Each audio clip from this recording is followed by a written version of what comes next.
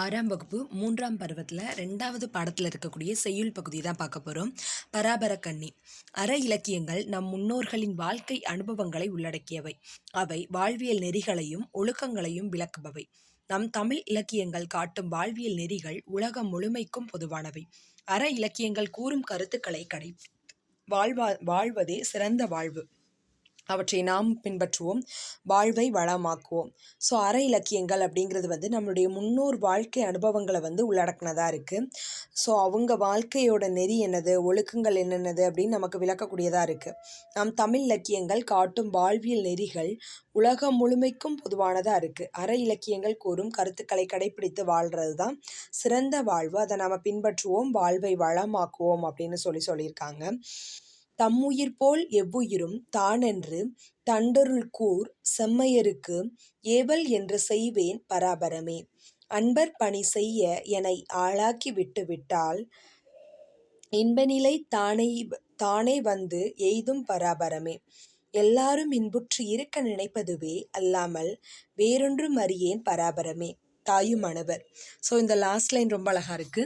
எல்லாரும் இன்புற்று இருக்க நினைப்பதுவே அல்லாமல் வேறொன்றும் அறியேன் பராபரமே. ஸோ எல்லாரும் சந்தோஷமா இருக்கணும், அதை தவிர நான் வேற எதுவுமே நினைக்க போறது இல்லையே கடவுளே அப்படின்னு சொல்லி நினைச்சிருக்காங்க. தம்முயிர் போல் எவ்வுயிரும் தானென்று தண்டருள் கூர் செம்மையருக்கு ஏவல் என்று செய்வேன் பராபரமே. அன்பர் பணி செய்ய என்னை ஆளாக்கி விட்டுவிட்டால் இன்பநிலை தானே வந்து எய்தும் பராபரமே. ஸோ சொல்லும் பொருளும்ல என்ன கொடுத்துருக்காங்க அப்படின்னா, தண்டருள் குளிர்ந்த கருணை. அருள் அப்படின்னா கருணை நமக்கு தெரியும். தண்டருள் அப்படின்னு என்னது, குளிர்ந்த கருணை. கூர் அப்படின்னா மிகுதி. கூர் அப்படின்னா என்னது, மிகுதி. பணி அப்படின்னா தொண்டு. பணி அப்படின்னா தொண்டு. செம்மையருக்கு சான்றோருக்கு. ஏவல் தொண்டு. ஏவல் தொண்டு. எல்லோரும் எல்லா மக்களும். எய்தும் கிடைக்கும். எய்தும் கிடைக்கும். அல்லாமல் அதை தவிர. அல்லாமல் அதை தவிர.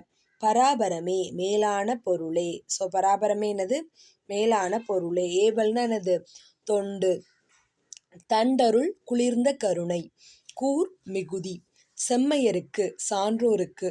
ஏவல் தொண்டு. பராபரமே மேலான பொருளே. பணி தொண்டு. எய்தும் கிடைக்கும். எல்லாரும் எல்லா மக்களும். அல்லாமல் அதை தவிர. பாடலின் பொருள். ஸோ பாடலின் பொருள் என்ன கொடுத்துருக்காங்க அப்படின்னு பார்த்தோன்னா, அனைத்து உயிர்களையும் தம் உயிர் போல் கருதும் கருணை மிகுந்த சான்றோருக்கு தொண்டு செய்ய வேண்டும். அன்பர்களுக்கு தொண்டு செய்பவராக என்னை ஆக்கிவிட்டால் போதும், இன்பநிலை தானே வந்து சேரும். அன்பருக்கு தொண்டு செய்பவராக என்னை ஆக்கிவிட்டால் போதும், இன்பநிலை தானே வந்து சேரும். எல்லோரும் இன்பமாக வாழ வேண்டும், அதை தவிர வேறு எதையும் நினைக்க மாட்டேன். ஸோ ஃபஸ்ட் 2 லைன் என்னன்னு பார்த்தோம் அப்படின்னா, தம்முயிர் போல் எவ்வுயிரும் தானென்று தண்டருள் கூர் செம்மையருக்கு ஏவல் என்று செய்வேன் பராபரமே. ஸோ அதுக்கு மீனிங் என்னன்னா, அனைத்து உயிர்களையும் தம் உயிர் போல கருதும் கருணை மிகுந்த சான்றோருக்கு தொண்டு செய்ய வேண்டும். ஸோ எல்லா உயிரினங்களையும் நம்ம உயிர் மாதிரியே நம்ம கருதணும். ஸோ அந்த கருணை மிகுந்த சான்றோருக்கு நம்ம தொண்டு செய்யணும் அப்படிங்கிறதா ஃபஸ்ட்டு 2 லைனோட பொருள். தம் உயிர் போல் எவ்வுயிரும் தானென்று தண்டருள் கூர் செம்மையருக்கு ஏவல் என்று செய்வேன் பராபரமே. என் உயிர் மாதிரியே மற்ற உயிரும் உயிர்தான் நினச்சி அந்த உயிர்களுக்கு இரக்கம் காட்டக்கூடிய இறையவருக்கு, அதாவது செம்மையருக்கு, பெரியவங்களுக்கு நம்மளால முடிஞ்ச பணிகளை நம்ம செய்யணும். ஏவல் என்று செய்வேன் பராபரமே. அன்பர்களுக்கு தொண்டு செய்பவராக என்னை ஆக்கிவிட்டால் போதும், இன்ப நிலை தானே வந்து சேரும். ஸோ அன்பர்களுக்கு நம்ம தொண்டு செய்பவராக இருக்கணும். அந்த நிலைமை வந்துட்டுனா போதும், இன்ப நிலை தன்னால் வந்து சேரும். எல்லாரும் இன்பமாக வாழ வேண்டும், அதை தவிர வேறு எதையும் நினைக்க மாட்டேன். ஸோ அன்பர்களுக்கு நம்ம பணி செய்யணும், தொண்டு செய்யணும். அப்படி ஆக்குனாலே போதும், இன்ப நிலை தன்னால் வந்து சேரும். அன்பர் பணி செய்ய என்னை ஆளாக்கி விட்டுவிட்டால் இன்ப நிலை தானே வந்து எய்தும் பராபரமே. எல்லாரும் இன்புற்று இருக்க நினைப்பதுவே அல்லாமல் வேறொன்று அறியேன் பராபரமே. ஸோ எல்லோரும் இன்பமாக வாழ வேண்டும், அதை தவிர வேறு எதையும் நினைக்க மாட்டேன். இப்பாடலை எழுதியவர் தாயுமானவர்.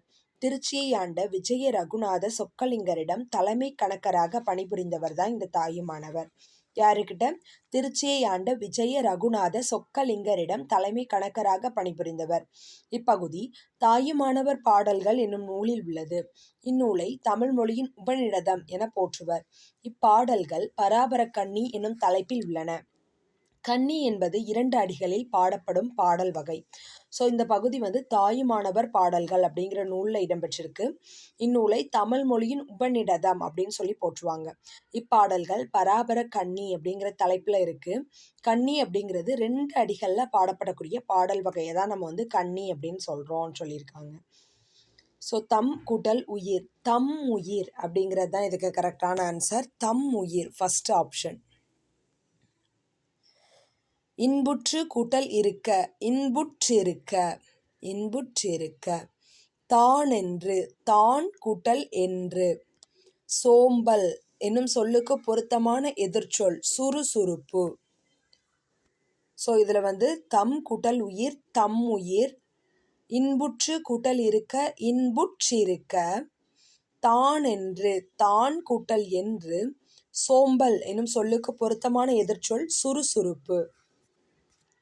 ஸோ இதில் என்ன சொல்லியிருக்காங்க, ஒரு பாடல் கொடுத்துருக்காங்க. பராபர கண்ணி அப்படின்னு ஒரு பாடல் கொடுத்துருக்காங்க. ஃபஸ்ட்டு நம்ம நூல்வெளியை பார்த்தோம் அப்படின்னா அந்த பாடலை எழுதியவர் தாயுமானவர். அவர் யார் அப்படின்னு பார்த்தோன்னா திருச்சியை ஆண்ட விஜய ரகுநாத சொக்கலிங்கரிடம் தலைமை கணக்கராக பணிபுரிந்தவர். இப்பகுதி தாயுமானவர் பாடல்கள் என்னும் நூலில் உள்ளது.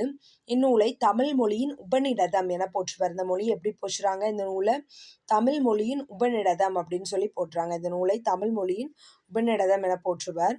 இப்பாடல்கள் பராபர கண்ணி எனும் தலைப்பில் உள்ளன. கண்ணி அப்படின்னா என்ன மீனிங்கா? 2 அடிகளில் பாடப்படக்கூடிய பாடல் வகை அப்படிங்கிறது தான் அதோட பொருள். ஸோ இந்த பாடலை பார்த்தோம் அப்படின்னா, தம் உயிர் போல் எவ்வுயிரும் தானென்று தண்டருள் கூர் செம்மையருக்கு ஏவல் என்று செய்வேன் பராபரமே.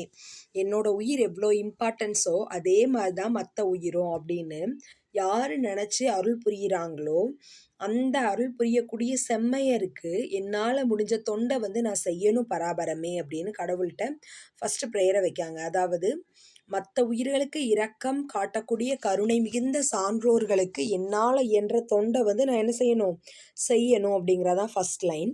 அன்பர் பணி செய்ய என்னை ஆளாக்கி விட்டு விட்டால் இன்ப நிலை தானே எய்தும் பராபரமே. ஸோ என்ன சொல்லியிருக்காங்க, அன்பர்களுக்கு தொண்டு செய்பவராக நீங்கள் என்னை மாற்றி விட்டுட்டீங்கன்னா போதும், அப்போ எனக்கு இன்ப நிலை தன்னால் சேரும் பராபரமே அப்படின்னு சொல்கிறாங்க. எல்லோரும் இன்புற்று இருக்க நினைப்பதுவே அல்லாமல் வேறொன்று அறியேன் பராபரமே. எல்லோரும் இன்பமாக வாழ வேண்டும், அதை தவிர வேறு எதையும் நினைக்க மாட்டேன் பராபரமேன்னு 3 வகையான ப்ரேயர்ஸை வைக்காங்க. நம்மளோட ப்ரேயர்ஸ் இன்னைக்கு எப்படி இருக்குது யோசிச்சு பாருங்கள்.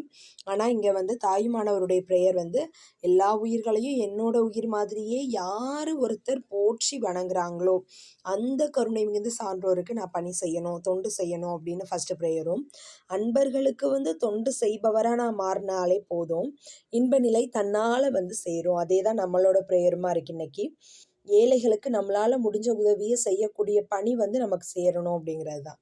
எல்லோரும் இன்பமாக வாழ வேண்டும், அதை தவிர வேறு ஒன்றுமே எனக்கு தேவையில்லை அப்படின்னு சொல்லி 3 விதமான ப்ரேயரை வைக்காங்க. சொல்லும் பொருளும் பார்த்தோம் அப்படின்னா, தண்டருள் குளிர்ந்த கருணை, பணின்னா என்னது? சேவை, தொண்டு. கூர் அப்படின்னா மிகுதி, செம்மையருக்கு சான்றோருக்கு, ஏவல் அப்படின்னா தொண்டு, பராபரமே மேலான பொருளே, எய்தும் அப்படின்னா கிடைக்கும், எல்லாரும் எல்லா மக்களும், அல்லாமல் அதை தவிர அப்படின்னு சொல்லி பாடலை முடிச்சிட்டாங்க. ஸோ இதோட இந்த பாட்டு முடியுது. எதுகை அப்படின்னா 2ஆம் எழுத்து 1 போல வர்றது, மோனை அப்படின்னா முதல் எழுத்து 1 போல வர்றது நமக்கு தெரியும் இல்லையா? ஸோ இதோட பாட்டு முடியுது. தேங்க்யூ.